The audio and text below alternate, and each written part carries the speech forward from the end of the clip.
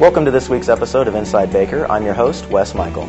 On this week's show, we have Dr. Roger Boyd in studio to talk about the South Lawrence Trafficway and its impact on the Baker wetlands, Dr. William Miller to talk about the discovery of a new tardigrade species on campus, a new installment of Decribs, as well as a new installment of Baker Staff Spotlight, this time on Daniel McKinney from Admissions.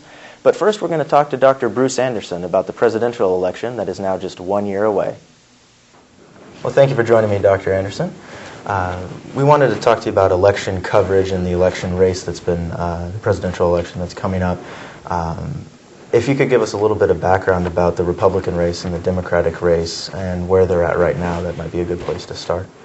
Okay. The Republican race is shaken out pretty well, I think, pretty early here. I think Giuliani is well ahead of any of his closest competitors. John McCain was the maverick going in. He's the maverick going out. His being a maverick, I think, kept him in the race early, but then his refusal to back up on things like the war are just killing him. They're killing him in quarters where he should be winning. Mm-hmm. He's not going to capture the conservative element in the Republican Party because he's not a conservative. He doesn't sell well as a religious right sort of, candidate. And his pandering to that crowd, I think, has hurt him a lot with his natural core support. That and the war have kind of swung him out of there. You've got a couple of others that are at least interesting candidates, but none of them really come close to Rudy as far as the numbers are concerned. Okay. A lot of things could happen down the road, particularly in the primaries, where a lot of it counts about what you've done on the ground. But he's in New Hampshire. He's only a few hundred miles away, and there's no reason why he hasn't. He shouldn't be able to take that fairly easily. Okay. And now on the Democratic flip side, what's going on in the race over there? Hillary Clinton is the Godzilla of all candidates right now. She's got millions and millions of dollars more than anyone else does. She's swamped her Democratic competitors, and she could take on the Republicans all by herself. That's in terms of money, and money is not the only story, but it's an important part of the story at this point. I think that the two races that I think are going to be most interesting to watch are the first ones out of the gate, and that's New Hampshire and Iowa.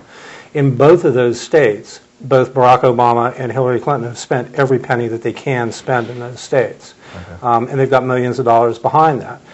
Money goes a long way in campaigns, but it goes less far in places like Iowa and New Hampshire, which have caucuses, than it does anywhere else, because of the caucus system. Okay. You've got neighborhood caucuses, people meeting in their living rooms and things like that. And big media blitzes simply don't have the effect in a race like that as they would in the California primary.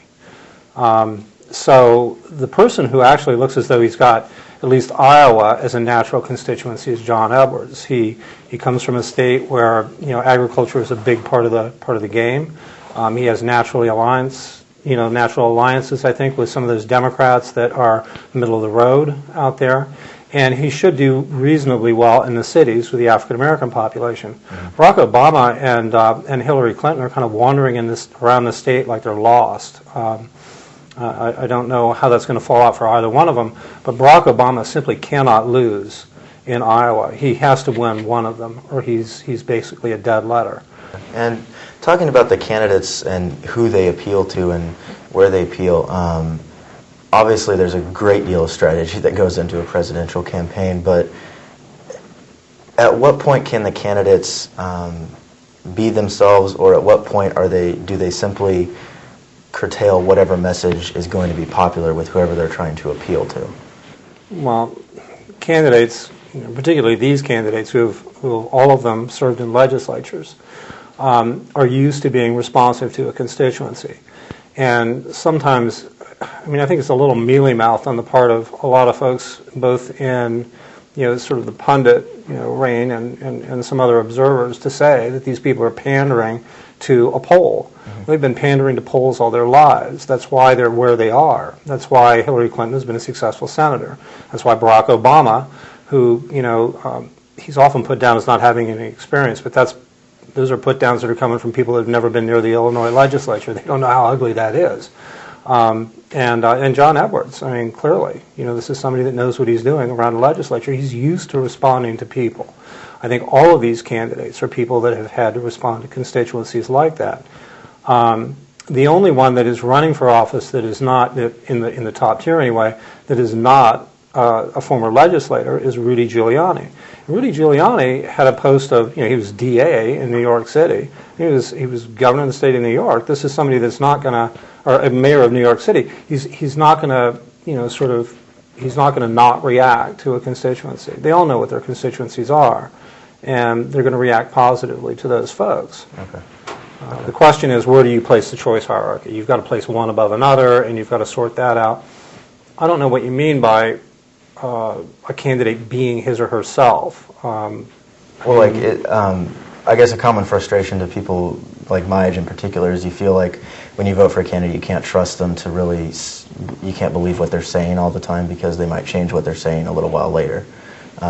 And just wondering in the presidential campaign, how much of it is them adjusting their message to whoever they're trying to appeal to? Well, the problem with that is that you can't do that anymore and get away with it, because the instant you deviate from your stump speech and start talking to a particular group of folks, you're going to be sidewhammed by every other candidate in the race and by the media itself, who will simply run tapes of everything that you've said before and say, look what this person is saying now. There have been a couple of ugly blow-ups over the last couple of presidential elections where candidates have done that, and they've been caught. And this crowd is too professional, I think. Even the low-rent folks down at the bottom of the ticket know they can't pull that off. Okay. And in closing, with the primaries coming up and obviously the election, about a year away, is there anything that's different about this election that people should be looking for that's particularly interesting? Well, I think you've got a couple of features that are superficially different. You have a woman who is certainly in the front runner. She's the front runner of the Democratic Party and probably the front runner in the race. At least that's what the AP is saying.